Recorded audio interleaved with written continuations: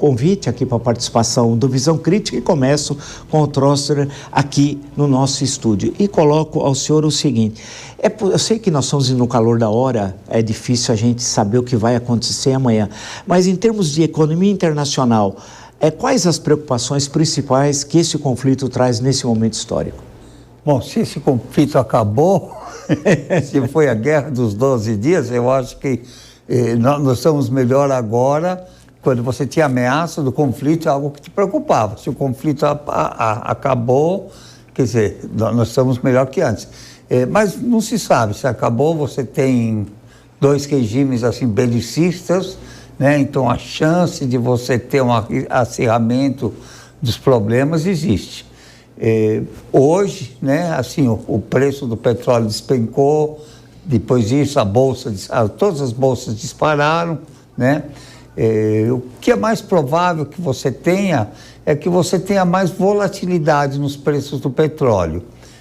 E essa volatilidade é ruim, porque quando você tem volatilidade, isso tem um impacto na inflação, não só na inflação, assim, nos transportes, todo mundo, sempre quando tem volatilidade, tenta se proteger. Então, vai para cima custo de transporte, isso acaba indo para a inflação americana, para a inflação europeia, para a inflação brasileira.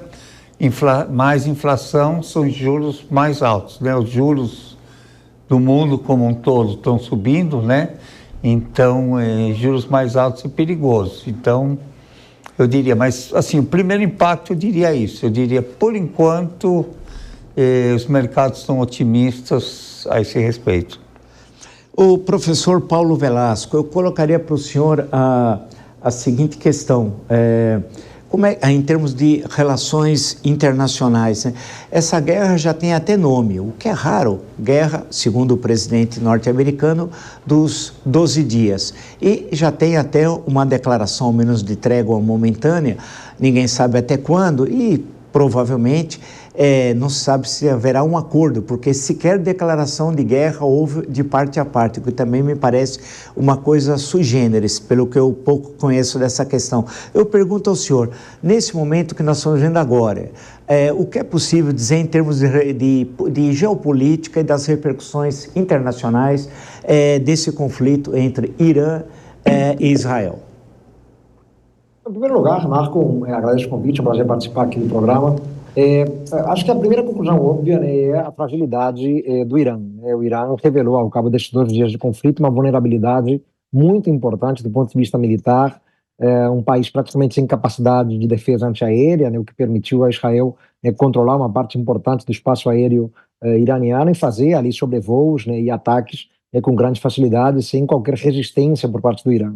E isso naturalmente revela, né, um país que vive há alguns anos já uma crise socioeconômica muito robusta, um país que vive do ponto de vista interno e doméstico, né, uma série de protestos também que já vem de muito tempo, né, contra o regime dos ayatollahs, né, apesar, claro, né, do ataque norte-americano ter provocado também manifestações contra os Estados Unidos, né, mas existe, como a gente sabe, uma parcela importante da sociedade iraniana que questiona o regime já há bastante tempo, pelo fato de ser um regime opressor, né, a violência contra as mulheres, né, e por aí vai, né, combinado com a crise socioeconômica.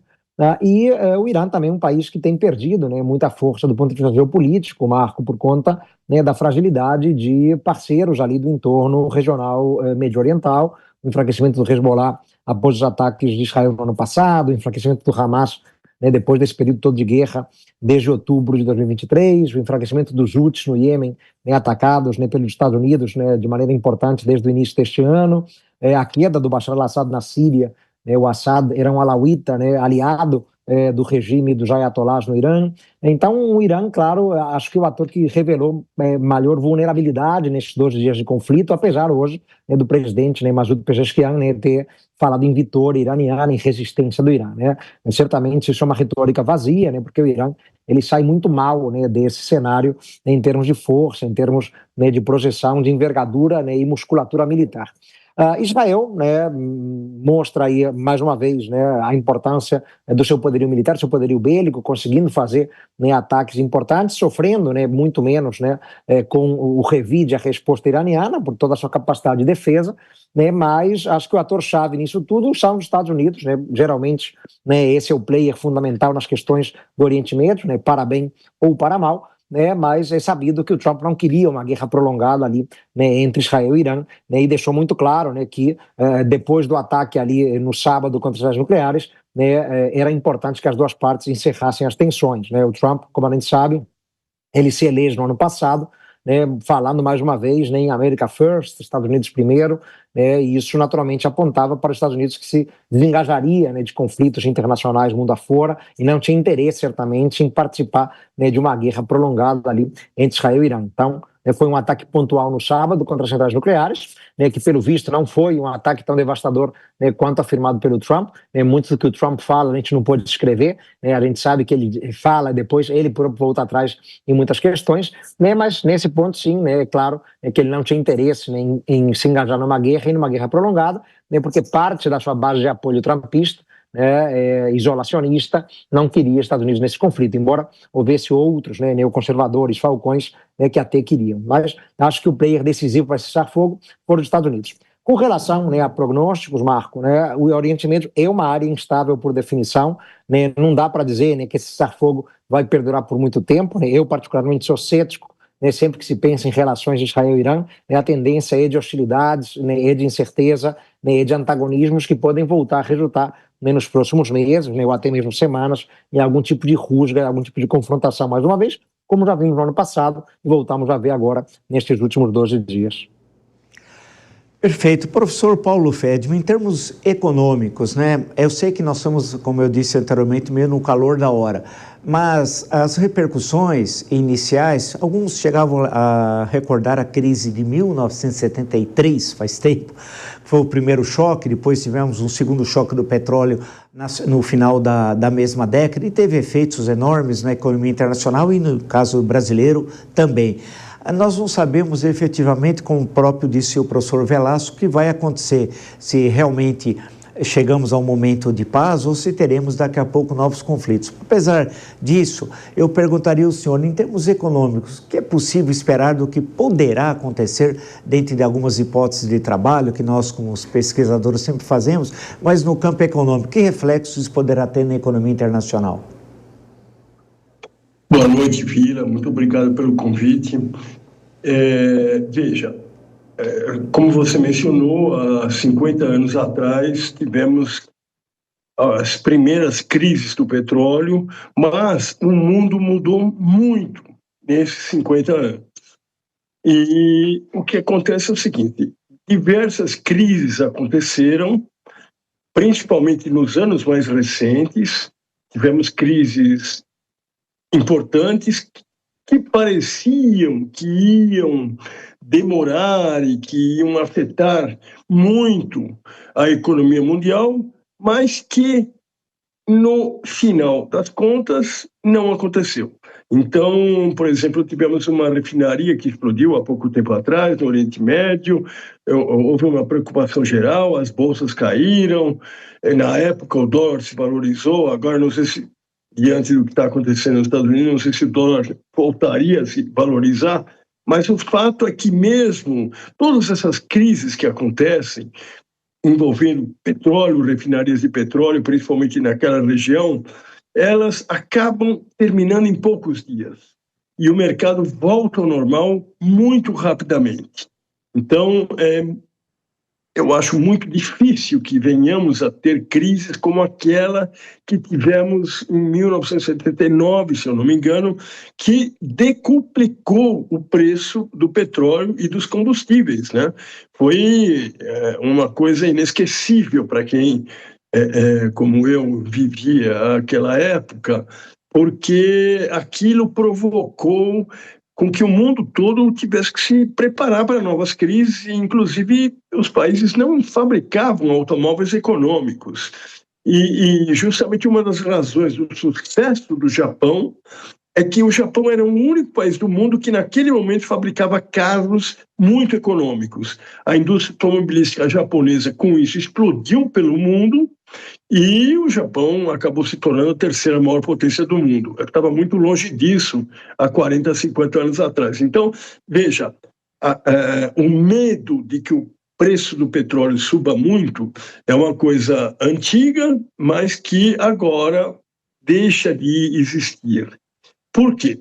Vamos então. Primeiro, porque há esse fato de que o mundo já está preparado e sabe que em pouco tempo o preço do petróleo volta ao normal. Segundo, os países estão se preparando para usar novas formas de energia.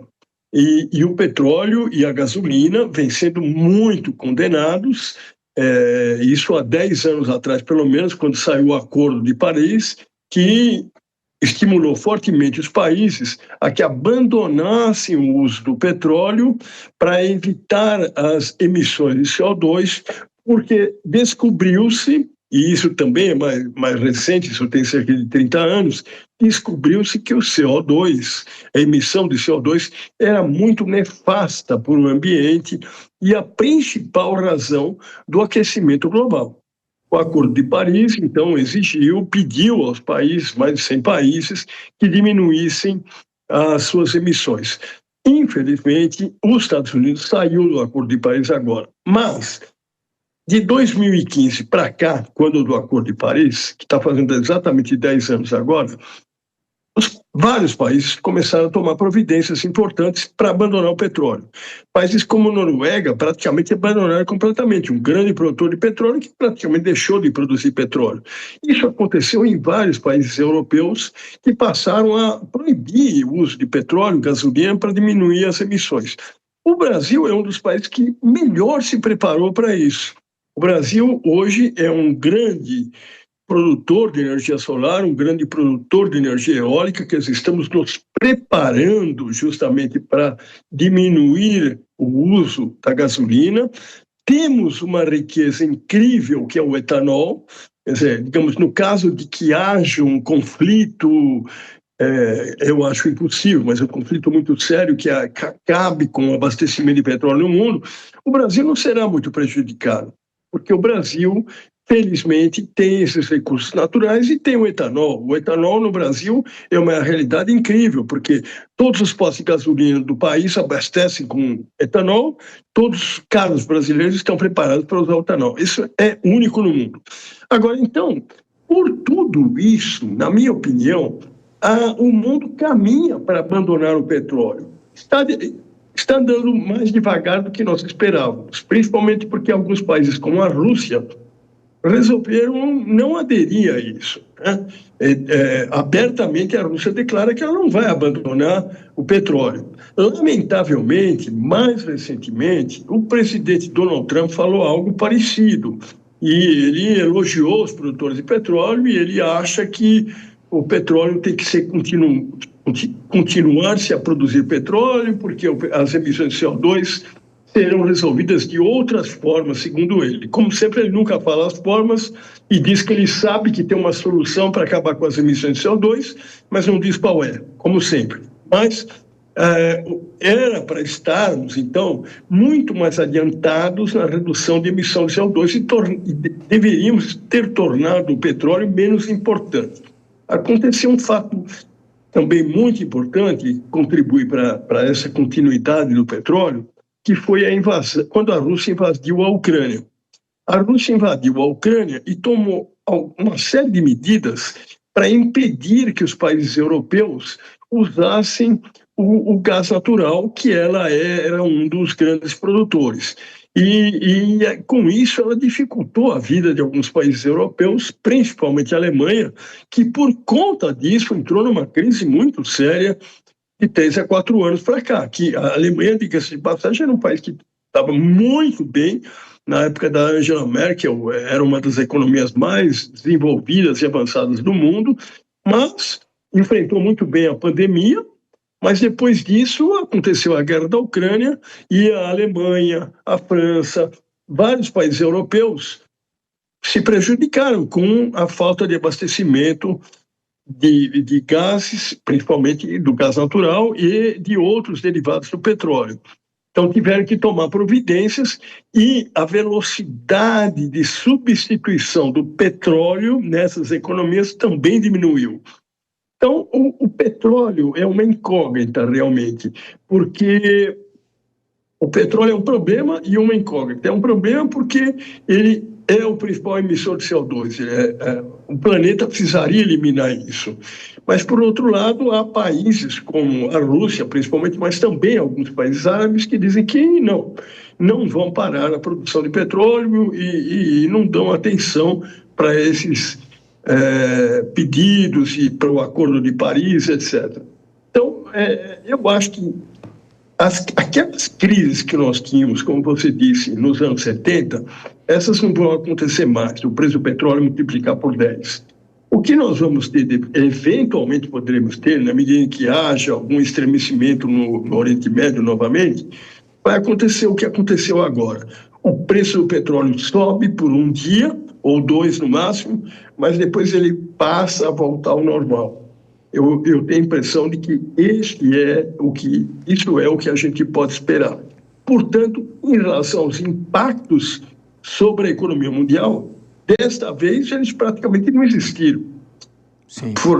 Não é que foram muito pequenos, eles não existiram. O mundo voltou ao normal em pouquíssimo tempo, menos de uma semana. Então, eu acho que a tendência talvez seja essa, também porque os analistas econômicos no mundo inteiro aprenderam que essa é a regra.